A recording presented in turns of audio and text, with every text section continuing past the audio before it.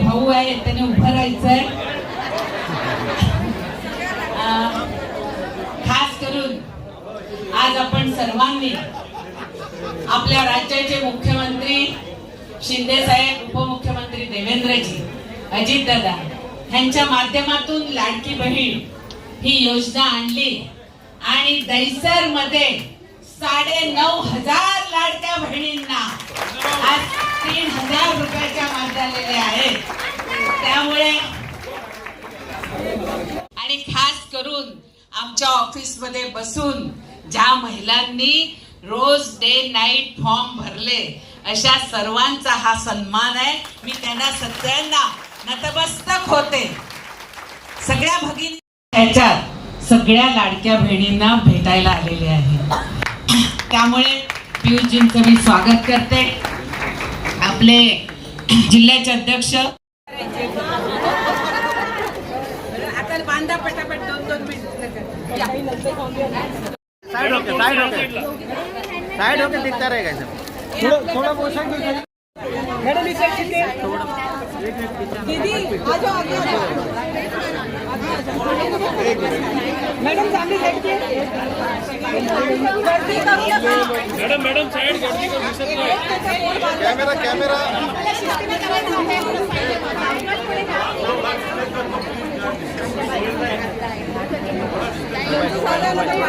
इधर वो साइड से बांधिए, वो साइड से. अभी वो नहीं छूटेंगे, कोई सुनने वाला नहीं.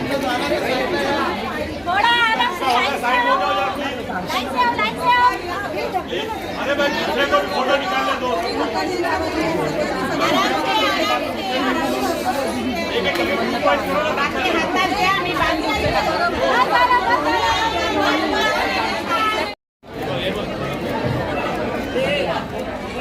भाई थोड़ा पीछे आके ले लो, थोड़ा सब लोग काम करेंगे ना.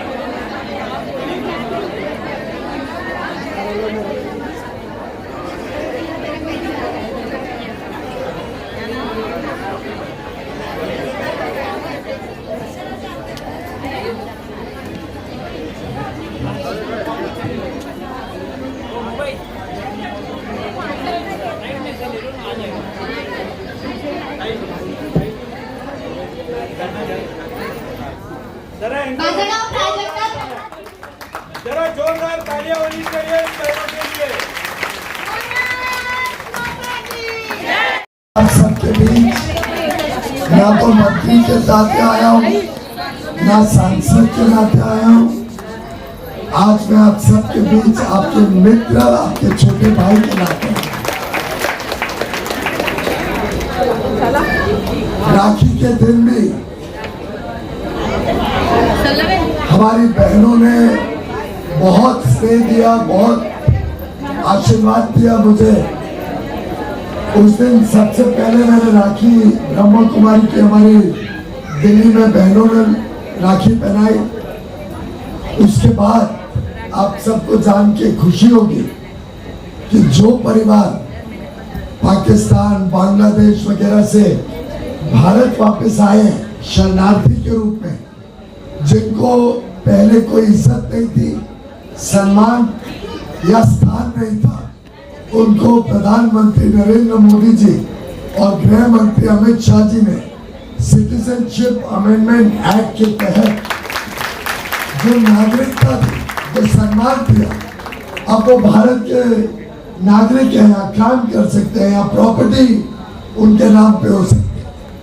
वैसे लगभग 100 बहनें और बच्चे आए थे मेरे पास. उन्होंने सबने राखी बांधी और उसके बाद साध्वी ऋतंबरा देवी जो वृंदावन में वात्सल्य ग्राम नामक अपना एक संस्था चलाती है, जिसमें अनाथ बच्चे, विशेषकर अनाथ लड़कियां, विधवा और वृद्ध महिलाएं तीनों एक साथ रह के एक दूसरे के स्नेह और प्यार में बच्चों का पालन पोषण करती है. ऐसा एक अद्भुत कार्यक्रम योजना वो चलाती है. उनकी बहनें, उनकी बच्चियां ने मुझे राखी बांधी थी और मैं बता रहा था अभी बहन को कि ये उस दिन का मेरा चित्र है। लगभग आपने जो प्यार दिया वैसा ही फर्क इतना है कि उस दिन मेरा एक हाथ रंग गया था, आज दोनों हाथ।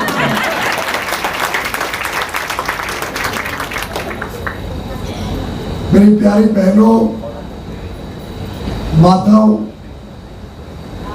ये जो लाडली बहन योजना है, ये कोई आपके ऊपर उपकार नहीं कर रहा है।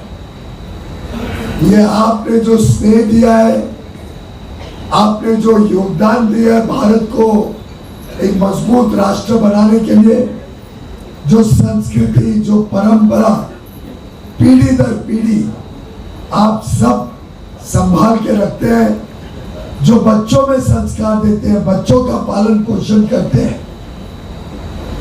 जो प्यार हमारी माताएं, हमारी बहनें हम सबको देती हैं, ये वास्तव में हमारी कृतज्ञता का एक बहुत छोटा आपको उपहार। मुझे बड़ा आनंद हुआ सुन के कि मनीषा ताई ने लगभग 10,000 बहनों को इस योजना के अंतर्गत रजिस्टर किया है। उन सबको पहली किस्त 3,000 रुपए की मिल चुकी है 2 महीनों की। अभी भी 30 तारीख तक स्कीम चालू है। मैं आपसे भी अनुरोध करूंगा, आप भी अपने एरिया में, आपके आसपास पड़ोस में, आपके रिश्तेदार आपके साथ कोई काम करता हो, कोई रह गया हो जो इस योजना के तहत इसका लाभ ले सकता है, आप कृपया करके, एक भाई के नाते मैं आपसे अनुरोध कर रहा हूं कि आप कोई बहन को पीछे मत छोड़ दें। आप सब देश की विकास यात्रा के रीढ़ की हड्डी है। प्रधानमंत्री नरेंद्र मोदी जी बार बार कहते हैं, हमारी बहनें, हमारी माताएं, महिलाएं इस देश को विकसित बनाने में अग्रसर रहेंगी। Women lead development. देश विकसित नहीं हो सकता है जब तक हमारी बहनें विकसित ना हो। और हम सबका आपको पक्का विश्वास है, दिलाना चाहता हूं, हम सब की तरफ से आपको मैं आश्वस्त करना चाहता हूं कि हम सब आपके साथ हैं।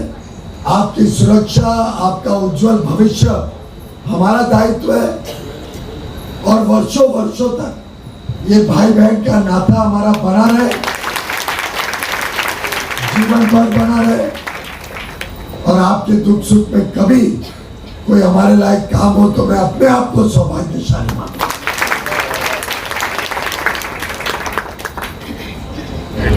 ये हमारे कृतज्ञ का एक प्रतीक है कि महाराष्ट्र सरकार ने हमारी बहनों के लिए एक सम्मान के रूप में, एक इज्जत के रूप में 1,500 रुपये प्रति माह यानी 18,000 रुपये प्रति वर्ष एक सौगात दी है।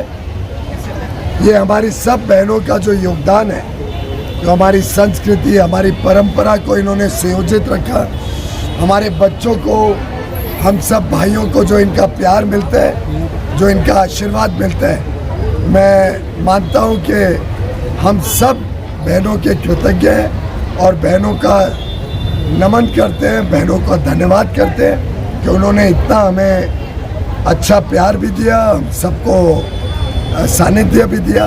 मुझे पूरा विश्वास है कि बहनों के लिए ये सौगात उनके दिनों दिन के खर्चे के लिए बहुत लाभदायक साबित होगा। देखिए, हमारे राज्य के मुख्यमंत्री आदरणीय एकनाथ शिंदे जी, हमारे उप मुख्यमंत्री आदरणीय देवेंद्र जी, अजीत दादा और हमारी महिला बाल कल्याण की मंत्री हमारी अदिति तटकरे और हमारे पालक मंत्री मंगल प्रभात लोढ़ा जी, हमारे इस विभाग के सांसद और हमारे केंद्रीय मंत्री पीयूष गोयल जी, इन सभी के हमें आशीर्वाद से हमारे दहिसर विधानसभा में हमने, हमारी सभी महिला कार्यकर्ताओं ने अपने अपने ऑफिस में ये फॉर्म खुद मैंने छाप के दिए थे। हमने फॉर्म भर के वितरण किया। बाद में हमने हमारी टीम लगा के जो फॉर्म में प्रॉब्लम आते थे वो प्रॉब्लम हम रात को OTP लेके महिलाओं से फॉर्म भरे और इतनी खुशियाँ आज देख रहे हैं कि महिलाओं को पैसे आ रहे हैं, किसी के खाते में 3,000 आए, एक घर में 9-9 हज़ार रुपया है, 3 बहनें हैं तो तीनों को 3-3 हज़ार रुपया है। ये जो खुशियाँ हैं, ये खुशियाँ देख के हमें बहुत आनंद होता है। और मैं सभी बहनों को ये कहना चाहती हूँ कि ये स्कीम 30 तारीख तक 30 अगस्त तक आप फॉर्म भर सकते हैं। आगे भी आपके पैसे आने वाले। अगर किसी के फॉर्म में अगर कोई मिस्टेक है तो जहाँ आपने फॉर्म भरा है, जिस मोबाइल से आपने फॉर्म भरा है उस मोबाइल पे मैसेज आता है कि आपका फॉर्म किस कारण से रिजेक्ट हुआ है। मेरे ऑफिस में हमने डाटा रखा है कि भाई किसका फॉर्म किसने भरा है, उसका नंबर है, तो हमें मालूम पड़ता है कि भाई ये लड़की ने इसका फॉर्म भरा था, तो उसको मैसेज आता है। हम लोग फ़ोन करते हैं कि आपका फॉर्म का रिजेक्शन का कारण ये है कि आपने पुराना बैंक अकाउंट का नंबर दिया था जो मोबाइल से लिंक नहीं है, तो हम लोग उनको बताते हैं बैंक में जाके, पोस्ट ऑफिस में जाके आपका मोबाइल नंबर आधार से लिंक करो। ताई 1500 रुपये अकाउंट में आना महाराष्ट्र में रह के छोटी रकम बड़ी नहीं लगती है।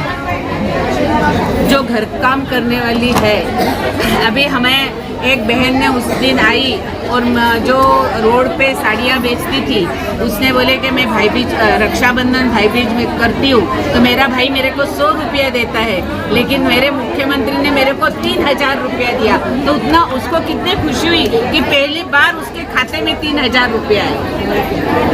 अगर किसी के खाते में 200 से ज़्यादा पैसे नहीं रहते, उसको 3,000 रुपया, एक मेरे बहने को 3 लाख लगते। देखो, मैं इतना ही कहना चाहती हूँ कि निंदा टिप्पणी न करते। मैंने आज सुबह में मेरे दहीसर विधानसभा के वेस्ट रीजन की 23 स्कूल के प्रिंसिपल को, हमारे पुलिस यंत्रणा को, मुंबई महानगर पालिका के MOH को और NGO को बुला के मैंने मीटिंग लिया कि खाली स्कूल की जिम्मेदारी नहीं है बच्चों की, तो स्कूल के ड्राइवर है, स्कूल में काम करने आया है, स्कूल में काम करने वाले वार्ड बॉय है, पेरेंट्स है, इनकी भी जिम्मेदारी होती है। माँ जब तक अपने बेटी के साथ एज अ फ्रेंड तरीके से रिश्ता नहीं रखती, तब तक अपनी बेटी को भी माँ को खुल के बात नहीं करती। तो माँ ने बेटी से दोस्ती निभानी चाहिए।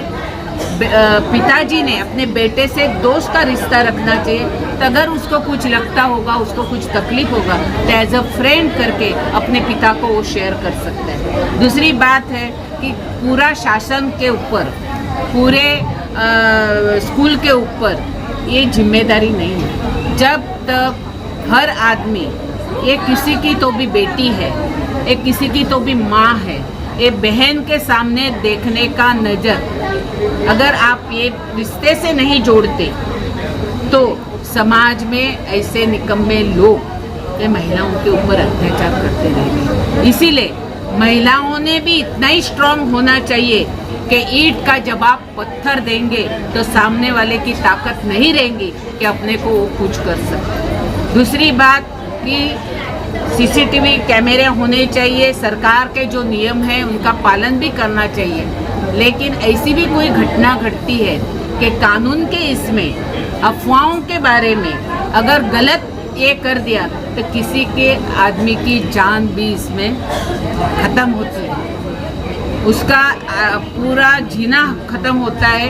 ऐसे ही एक बोरीवली में घटना घटी थी कि एक छोटी बच्ची, जब भी उसके बाप ने उसको एक थापट मारी तो नीचे जाके सोसाइटी में बोला कि भाई मेरे को मेरे पिता मार रहे, तो सोसाइटी वाले ने 100 नंबर घुमाया। आज भी वो लड़की का बाप जेल में है आज भी। तो इसीलिए कानून का काम करता है। लेकिन जब तक, मैं इतना ही कहना चाहती हूँ, दुनिया में सब कुछ खरीद सकते हैं, लेकिन दुनिया में संस्कार खरीद नहीं सकते हैं। संस्कार प्रबोधन से मिलते हैं। इसीलिए अपने एरिया में ऐसे प्रबोधन के कार्यक्रम होने चाहिए। मैं इतना ही कहती हूँ, आज जो लोग रास्ते पे उतरे हैं वो लोग, मेरी एक डॉक्टर जिस हालत से कलकत्ता में मेरी बहन डॉक्टर के ऊपर बलात्कार हुआ, तभी उधर आपने पॉलिटिक्स क्यों किया? कौन भी रास्ते पे उतरे? वो किसी की बहन नहीं थी, किसी की बेटी नहीं थी, उसके लिए भी इतना ही ये करना था। इसीलिए मैं बोलती हूँ अफवाहों से लोगों ने जागरूक रहना चाहिए। और मीडिया से भी मेरी विनती है कि मीडियाओं ने भी दोनों, अगर मेरे पास कॉइन है तो कॉइन के दोनों बाजू मेरे को भी पूछना चाहिए, सामने वाले को भी पूछना चाहिए, बाद में मीडिया में स्प्रेड करना चाहिए। ऐसे हाथ जोड़ के विनती करती हूँ और सबको सद्बुद्धि दे भगवान, ऐसी प्रार्थना करती हूँ कि हर भारत की महिला सुरक्षित रहे।